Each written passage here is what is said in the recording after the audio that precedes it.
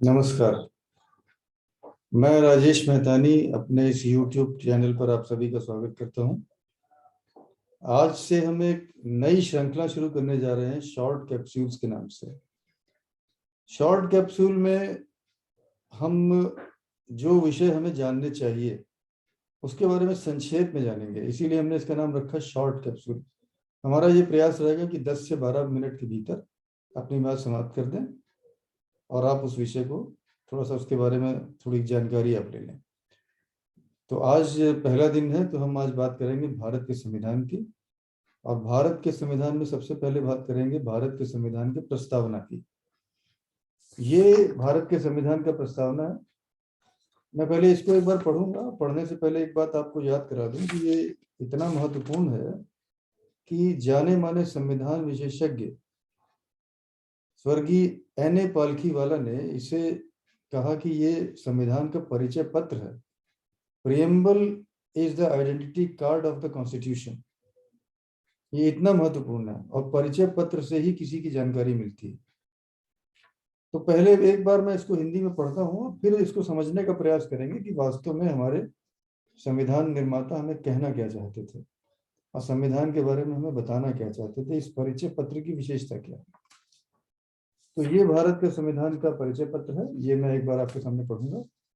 इसे हम कभी कभी उद्देशिका भी कहते हैं।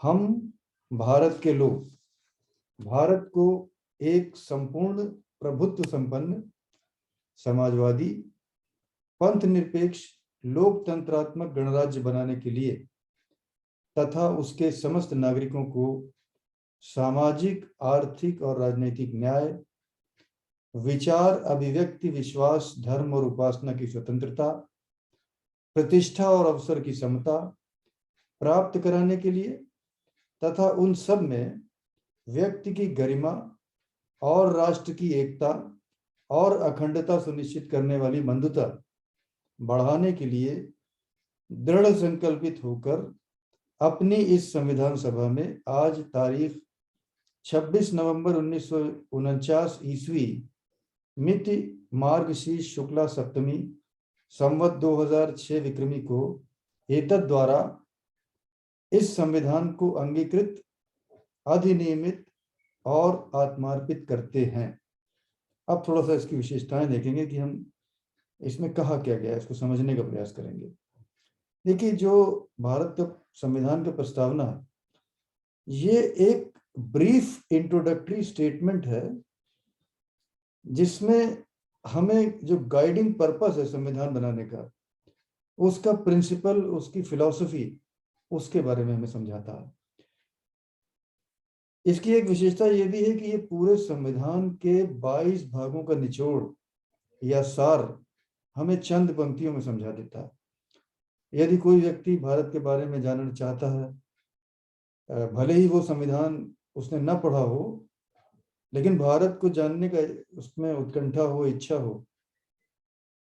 तो केवल प्रस्तावना को ही पढ़ करके वो भारत और यहाँ के संविधान के बारे में काफी कुछ जान सकता है, जिसको हम कहते हैं आइडिया ऑफ इंडिया। तो आइडिया ऑफ इंडिया ये प्रियम्बल से हमें मिल सकता है। तो आज हम बात करने वाले हैं कि एलिमेंट्स ऑफ द प्रियम्बल क्या है, यानी प्रस्तावना के तत्व क्या हैं। तो इसके जो तत्व हैं मुख्य रूप से 4 हैं। पहला है सोर्स ऑफ द कॉन्स्टिट्यूशन, यानी संविधान को अधिकार देने का स्रोत, संविधान को शक्तियां कहां से मिल रही हैं। दूसरा है नेचर ऑफ इंडियन स्टेट, यानी भारत राज्य की प्रकृति। प्रकृति वही नेचर, जैसे आप कहते हैं हमारे पेरेंट्स की ऐसी प्रकृति है, हमारे टीचर की ऐसा नेचर है, हमारे दोस्त का नेचर ऐसा है। तो प्रकृति क्या है, हमारे संविधान की प्रकृति क्या है, उसी के आधार पर भारत की प्रकृति का निर्धारण होगा। ऑब्जेक्टिव्स ऑफ इंडियन स्टेट, संविधान बनाने का उद्देश्य क्या है। और चौथा है डेट ऑफ इट्स एडॉप्शन, यानी लागू करने की तिथि क्या है। तो अब एक एक करके सबको संक्षेप में देखेंगे। सबसे पहले हम देखते हैं कि सोर्स ऑफ द कॉन्स्टिट्यूशन, संविधान को अधिकार देने का स्रोत कहां से मिलता है। तो अगर हम इसको पढ़ें, जो अभी हमने थोड़ी देर पहले पढ़ा था, हम भारत के लोग, तो इसको अधिकार मिल रहा है, यानी इसकी शक्तियों का स्रोत है हम भारत के लोग। वहां से संविधान को अधिकार देने का स्रोत मिलता है, शक्तियां वहां से प्राप्त होती हैं। तो पहला एलिमेंट है सोर्स ऑफ द कॉन्स्टिट्यूशन, और वो है हम भारत के लोग। दूसरा है nature of Indian state, Bharat राज्य की प्रकृति क्या है। तो इसको हम इस प्रकार से कह सकते हैं, ये इसी संविधान में लिखा है। आगे इन्होंने कहा है भारत को एक संपूर्ण प्रभुत्व संपन्न समाजवादी पंथ निरपेक्ष लोकतंत्रात्मक गणराज्य बनाने के लिए। अब देखिए यहाँ जो 5 शब्द आ रहे हैं, यही अब भारत राज्य की प्रकृति को बताते हैं, ये 5 शब्द, यानी नेचर ऑफ इंडियन स्टेट यही 5 शब्दों से मिलता है। तो एक एक करके देखते हैं। सबसे पहला शब्द इसमें आया सोवरिन, या संपूर्ण प्रभुत्व संपन्न। तो अब जो हमारा भारत है वो संपूर्ण प्रभुत्व संपन्न है। भारत को आंतरिक या किसी बाहरी, किसी विदेशी ताकत से गाइड नहीं किया जा सकता, इसे कोई डिक्टेट नहीं कर सकता। ये फ्रीली अपने कानून बना सकता है, भारत अपने कानून स्वयं बना सकता है, अपनी सरकारें खुद चुन सकता है। यहाँ के लोगों के माध्यम से किसी विदेशी सरकार का दखल यहाँ नहीं होगा। तो ये संपूर्ण प्रभुत्व संपन्न, तो पहला नेचर है संपूर्ण प्रभुत्व संपन्न, यानी सोवरेन स्टेट है। दूसरा है सोशलिस्ट, समाजवादी। अब जब हम समाजवादी शब्द की बात करते हैं तो इकोनॉमिक्स के दृष्टिकोण से जो है वो ये हमें जो जानकारी मिलती है, इकोनॉमिकल कॉन्टेक्स्ट में अगर हम बात करें तो उत्पादन और वितरण पर नियंत्रण राज्य का होता है, तो वो समाजवादी उसे कहते हैं।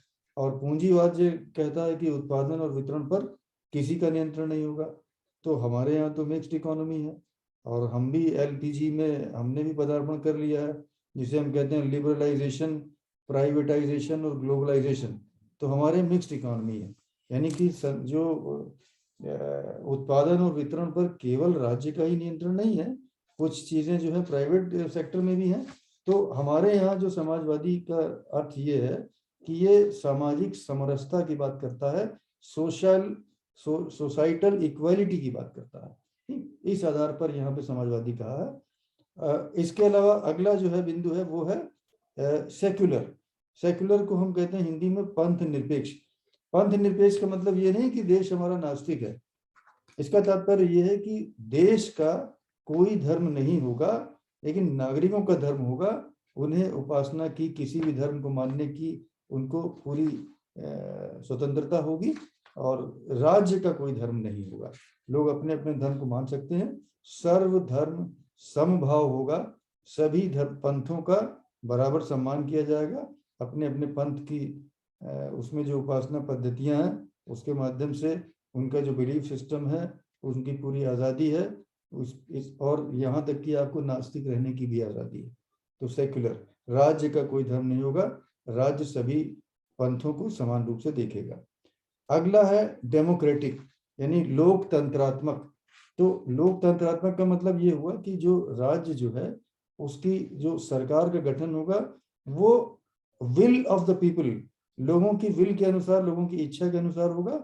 जो शासन करने वाले लोग होंगे वो जो शासित हैं उनके प्रति उनकी जवाबदेही होगी, यानी जो रूलर्स चुने जाएंगे वो जिनको रूल किया जा रहा है उनके प्रति उनकी जवाबदेही होगी। ये यहाँ लोकतंत्र होगा। और हम इसीलिए जो चौथी चीज हमने कही डेमोक्रेटिक या लोकतंत्रात्मक। और पांचवा है रिपब्लिक। रिपब्लिक को हमने हिंदी में कहा गणराज्य।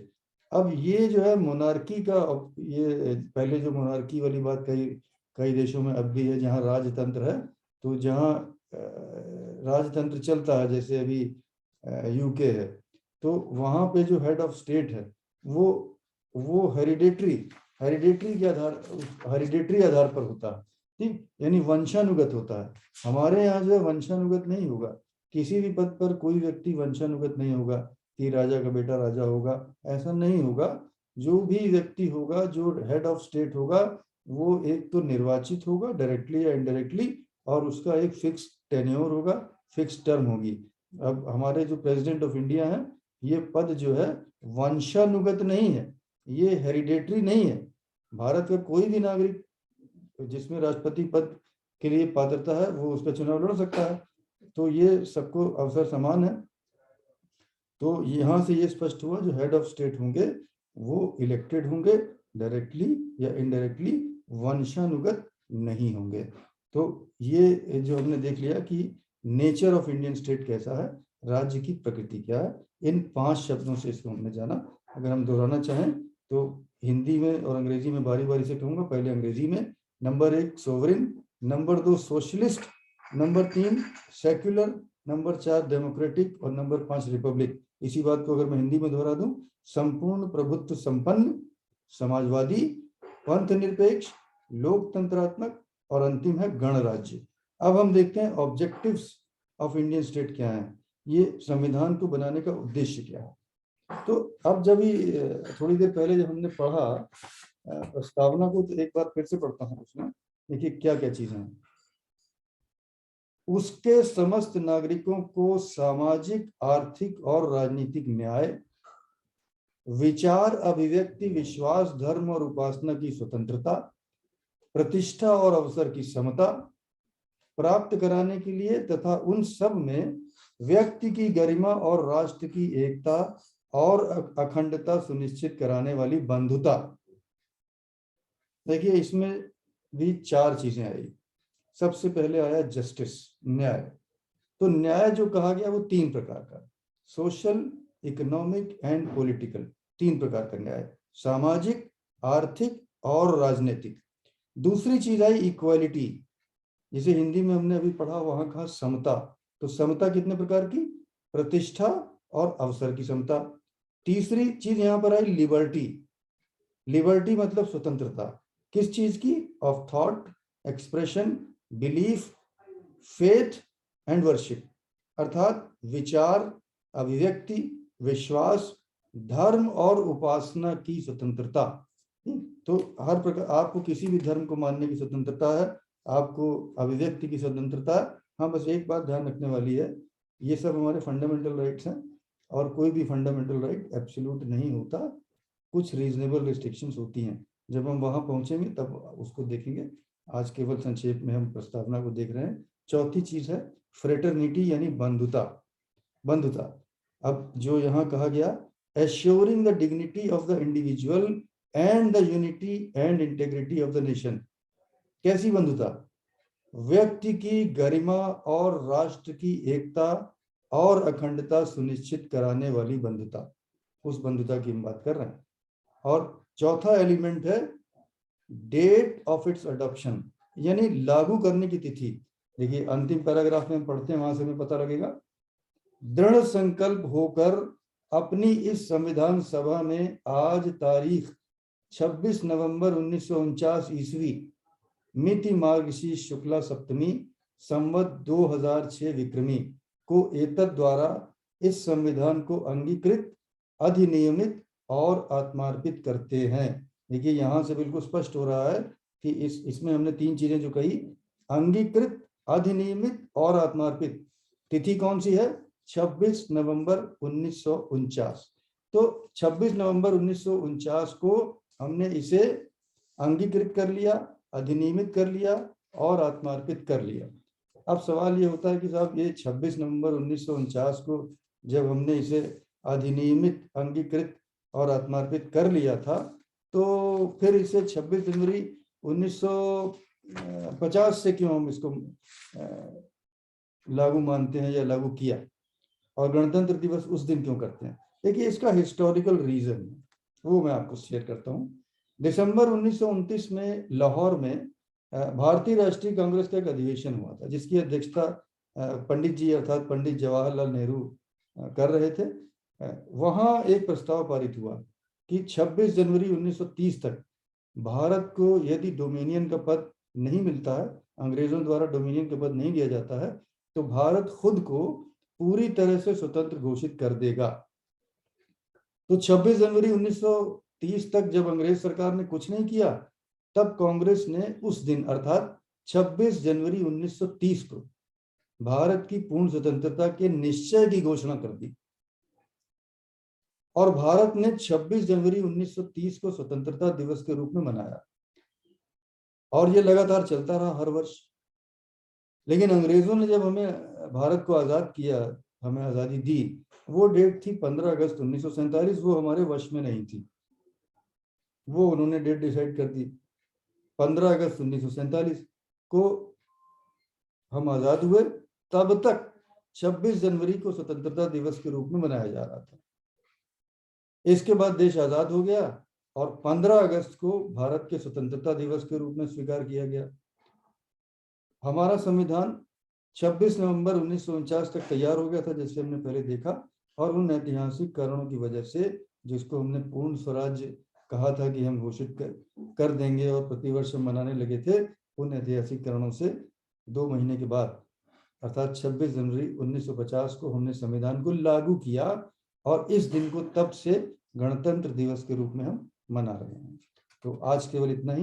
अगर आपको मेरी वीडियो पसंद आई हो तो कृपया इसे लाइक करना, सब्सक्राइब करना और शेयर करना ना भूलें। आपका बहुत बहुत धन्यवाद।